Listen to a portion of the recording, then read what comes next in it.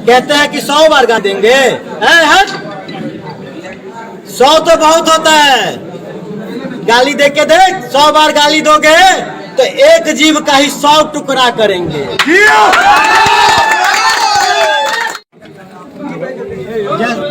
जैसा कि आप सबको पता है कि आज हम लोग एक बड़े ही गंभीर मुद्दे पे बात करने के लिए आए हैं। बिहार के पूर्व मुख्यमंत्री जीतन मांझी, मैं राम नहीं लगाता उसके साथ, जीतन मांझी को क्योंकि राम से नफरत है इसीलिए मैं उसके साथ नाम के साथ राम नहीं लगाता।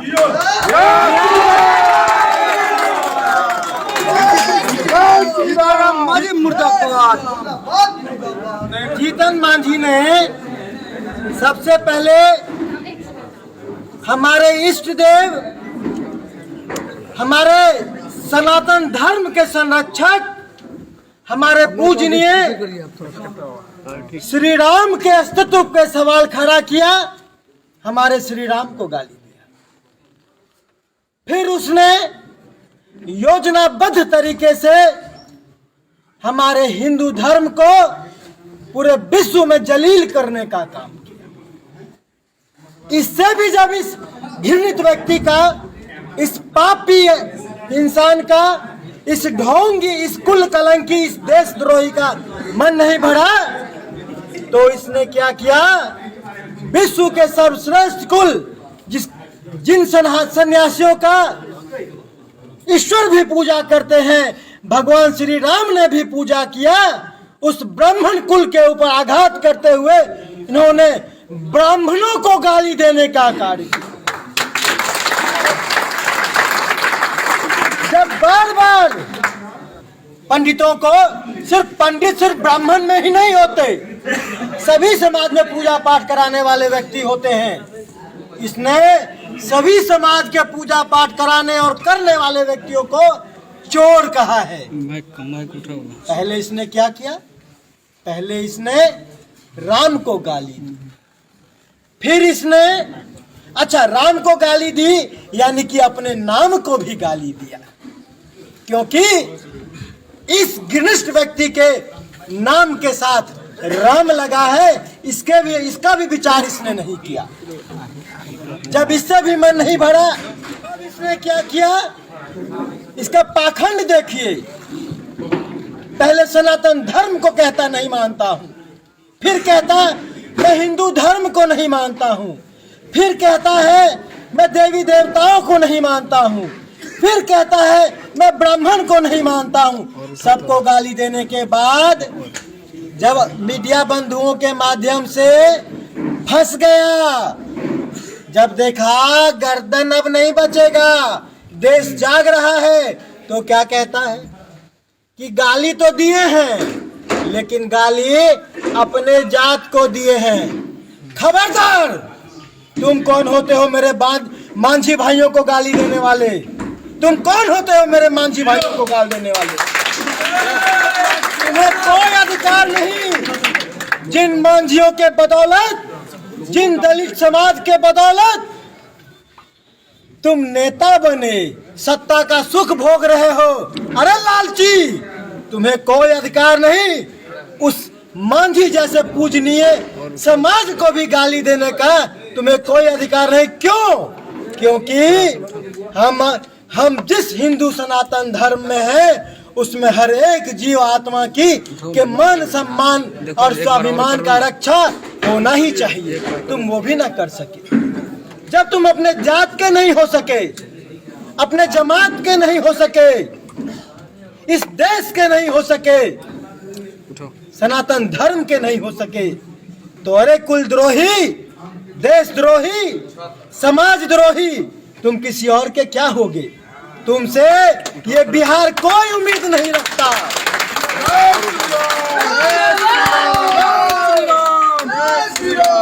अब मैं आप लोगों को 2-3 बिंदुओं पे प्रकाश डालना चाहता हूं। आप देखिए, ये सबसे पहले एनडीए गठबंधन में आते हैं। एनडीए गठबंधन में आने के बाद क्या करते हैं? सनातन धर्म को गाली देते हैं, हिंदुओं को गाली देते हैं, समाज के पूजनीय लोगों को गाली देते हैं और गाली देने के बाद एनडीए को ब्लैकमेल करते हैं। क्यों? ताकि मंत्रिमंडल में बेटा बेटी दमाद पुतोह इसको भर सके। इसने माझी समाज जब ये सत्ता में थे, जब इनके कलम में ताकत थी, इनको निर्णय लेने का अधिकार था, तब इन्होंने मांझियों के लिए नहीं सोचा। क्या सोचा? सिर्फ अपने बाल बच्चों के लिए सोचा, अपने निहित स्वार्थ के लिए सोचा, लोभ और लालच में लिप्त रहे। जब और जिस सरकार में रहे उस सरकार के शराबबंदी जैसे अच्छे कानून के लिए भी इन्होंने विरोध किया। ये किसी का नहीं है। आप लोग एक भारतवासियों को, खासकर बिहार वासियों को, खासकर मांझी समाज को आत्मचिंतन करने की जरूरत है। मैं बड़े चुनौती के साथ, बड़े दावे के साथ कह रहा हूं कि ये जो जीतन मांझी है, ये जीतन मांझी अपने मन से कोई बयान नहीं देते। इनको बयान दिलवाया जाता है और बयान देने के बदले क्या मिलता है? ये स्पॉन्सर्ड बयान होता है। इनका जो भी बयान होता है वो स्पॉन्सर्ड, प्रायोजित होता है। आपके मन में प्रश्न तो आ गया होगा कि ये जो बयान प्रायोजित होते हैं तो प्रायोजन करते कौन है, स्पॉन्सर्ड करता कौन है? जी हाँ, वही जो भारत को, मेरे हिंदुस्तान को खंड खंड करने में लगे हैं। ये वही हिंदू विरोधी ताकत है, ये वही सनातन विरोधी ताकत है, ये वही भारत विरोधी ताकत है, ये वही देश विरोधी ताकत है।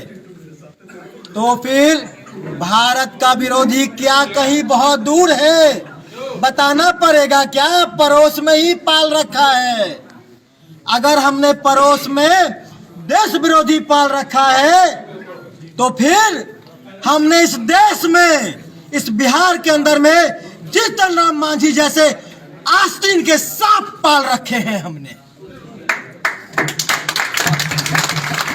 समाज को सतर्क होने की जरूरत है। ये, और मैं एक चीज और कहना चाहता हूं,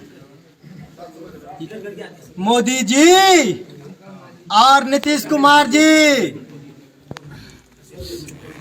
जरा संभल जाइए।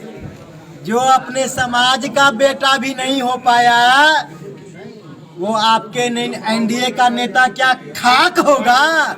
बहुत ही जल्द।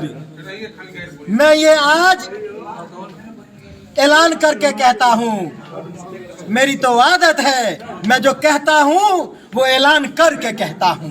मैं चुप होके, मैं सह के, दब के और कान में फुस फुस करने का काम नहीं करता। ये ब्राह्मण का बेटा, ये सनातनी जो कहता है, ये डंके की चोट पे कहता है। तो मोदी जी सुनिए, नीतीश कुमार जी सुनिए, आप लोग सतर्क हो जाइए। ये व्यक्ति आपके पीठ में भी खंजर भोंकने का काम करेगा, ये एनडीए को भी तोड़ेगा।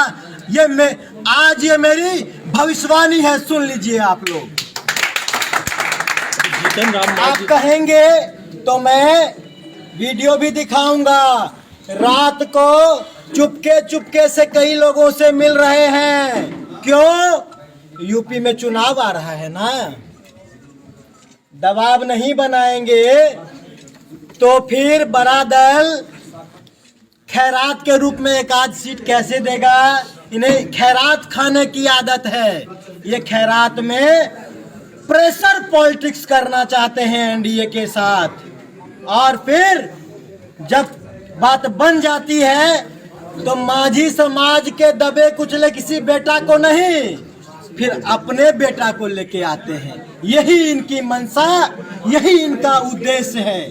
और सुन लीजिए, ये जो जीतन राम मांझी, मुझे कई मीडिया बंधुओं ने बोला, आप लोगों ने मुझसे पूछा भी बार बार कि जीतन राम मांझी तो माफी मांगने चुके हैं, खेद व्यक्त न कर चुके हैं। मैं जिस सनातन धर्म में हूँ, मैं जिस सनातन धर्म को मानता हूँ, उस सनातन धर्म में माफी का मतलब, क्षमा याचना का मतलब समर्पण कहा गया है। और समर्पण में कोई शर्त नहीं होता। और माझी माफी कैसे मांगते हैं? जैसे आप कोई वस्तु खरीदते हैं तो उसमें लिखा होता है टर्म एंड कंडीशंस अप्लाइड, वैसे ही ये अपने शर्तों पे माफी मांगने चाहते हैं। बस मूर्ख हो तुम, तुम्हारी शर्तों पे माफी नहीं। तुमने देश को कलंकित किया, मेरे धर्म को कलंकित किया, हिंदुस्तान को कलंकित किया और सनातन धर्म को कलंकित किया। तुमने माझी समाज को गाली देके कलंकित किया, तुमने ब्राह्मण समाज को कलंकित किया, तुमने सभी सवर्णों का मान अपमान करके रख दिया है। तुम्हें माफी शर्त पे नहीं, बिना शर्त पे मांगनी होगी। क्या कहते हैं सुनिए, क्या कहते हैं? ये नाटकबाज कितना है भाई, ड्रामा कितना जानता है, नौटंकी कितना करता है, साजिशें कैसे रचता है। देखिए तो सही, एक तरफ हिंदुओं को गाली देता है और दूसरी तरफ कहता है कि हम सद्भावना भोज कर रहे हैं। सुन लीजिए क्या कहा, भोज भी कौन खाने आए, माफी भी किससे मांगते हैं? ऐसा ब्राह्मण, वैसा ब्राह्मण, कैसा ब्राह्मण, तैसा ब्राह्मण, अगर ब्राह्मण, मगर ब्राह्मण। चुप, ये तुम तय करोगे क्या? ये तुम तय करोगे क्या? ब्राह्मण कैसा होगा ये जीतन माझी तय करेगा। सनातन धर्म और शास्त्र ने ब्राह्मण के नियमों और संस्कारों की विवेचना बहुत बढ़िया से की है।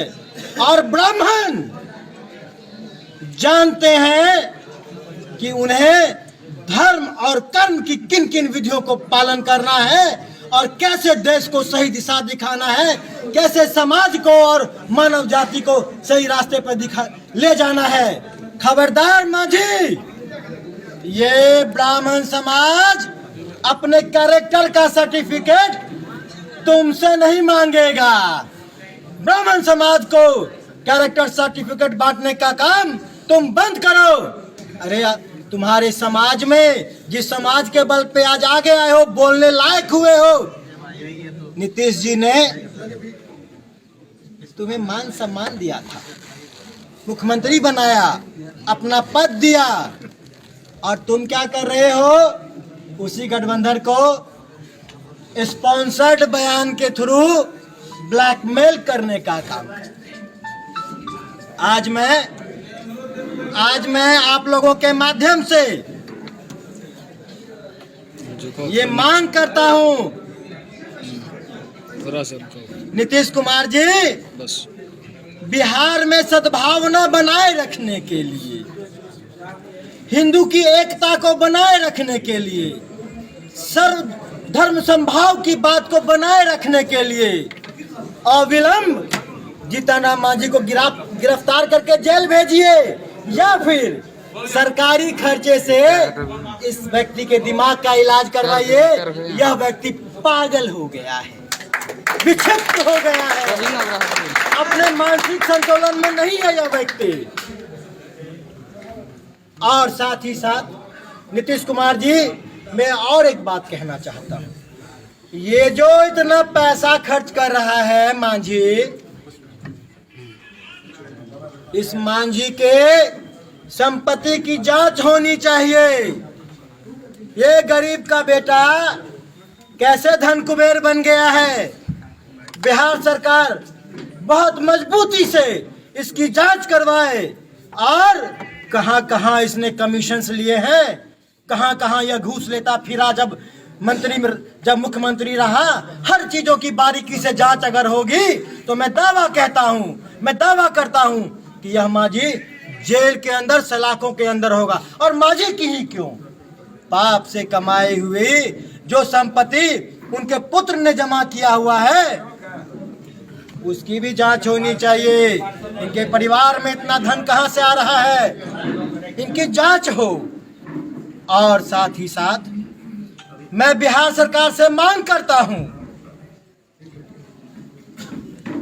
ये जो बार बार जिसकी जो इच्छा होती है वो सवर्णों को गाली दे जाता है। आपने SC/ST एक्ट बनाया, अच्छी बात है। एक एक्ट ऐसा भी बनाइए आपके राज्य में ये जो सवर्ण हैं इनको जब कोई गाली दे तो ये भी सवर्ण, ये भी सलाखों के पीछे हो, ऐसा भी एक कानून बनना चाहिए। समय आ गया है। मुझसे आप मीडिया बंधुओं ने पूछा था कि जीतन राम मांझी ने भोज रखा है, मुझे भी, मैंने सुना है, मुझे भी बुलाया है। आप उसके यहाँ खाने जाएंगे क्या? मेरा जवाब सुन लीजिए। अगर जीतन राम मांझी 27 तारीख को भोज से पहले घुटनों पे झुक के बिना शर्त, कोई शर्त नहीं, हिंदू सनातन गजेंद्र झा से मत माफी मांगो मांझी। गजेंद्र झा तो सिर्फ सनातन धर्म का एक सिपाही है। अपमान तो तुमने सनातन धर्म का किया है, भारत के, हिंदुस्तान के हिंदुओं का किया है। तुमने सवर्णों का अपमान किया है, तुमने अपने मांझी समाज का अपमान किया है। तुम पूरे हिंदुस्तान से बिना शर्त माफी मांग लो तो गजेंद्र झा तो उस सनातन धर्म को मानने वाला है जिसमें क्षमा करने वाला हमेशा बड़ा होता है। तो ये गजेंद्र झा अपने दिल के विशालता को बढ़ाएगा, तुम्हारे घर में आएगा, खाना भी पकाएगा और तुम्हारे साथ खाएगा भी। लेकिन अगर तुम नहीं सुधरे तो मैं देश के हिंदुओं से आह्वान करता हूं, अगर आप सच्चे हिंदू हैं, अगर आपकी आस्था है हिंदुस्तान में, अगर आप चाहते हैं देश ना टूटे, अगर आपको अपने सनातन धर्म में विश्वास है, भरोसा है और आप हिंदू कहलाना चाहते हैं तो सिर्फ सवर्ण समाज ही नहीं, कोई भी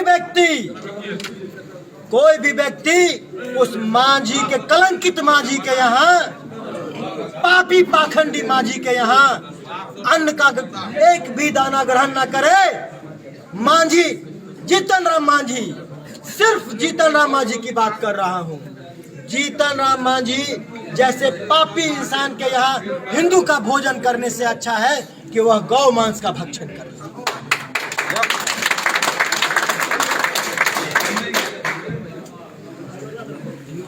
सवाल है, क्या आप अपने घोषणा किया था, क्योंकि मोदी मांझी ने चैलेंज किया है आपको कि आप में हिम्मत है तो काटिए जीवा, तो क्या अपने चैलेंज पे आप अभी भी कायम हैं? मैं अपने ऐलान पे अडिग हूँ, अटल हूँ।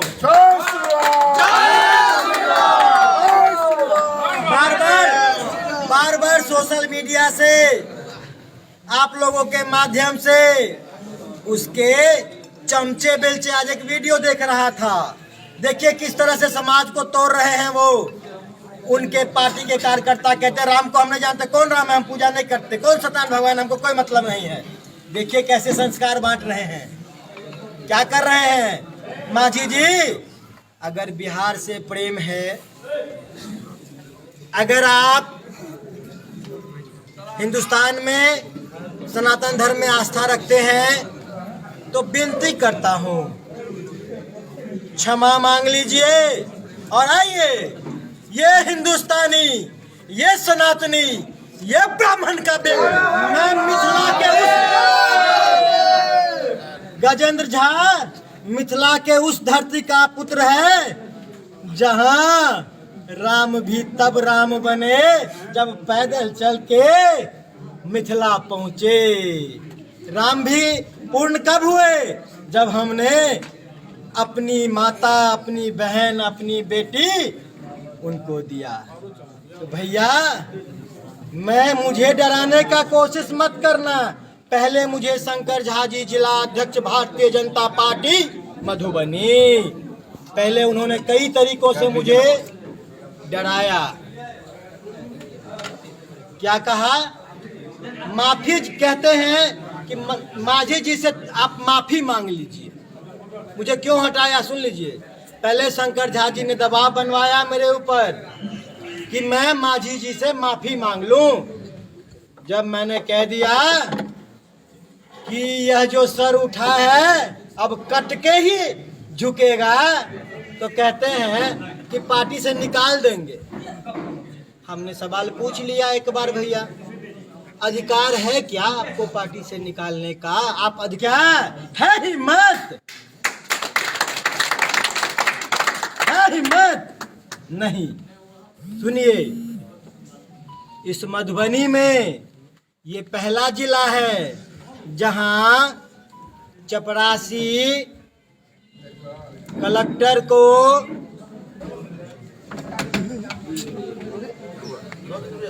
तो उस समय में मैंने बड़े गंभीरता से ये लिख के दिया था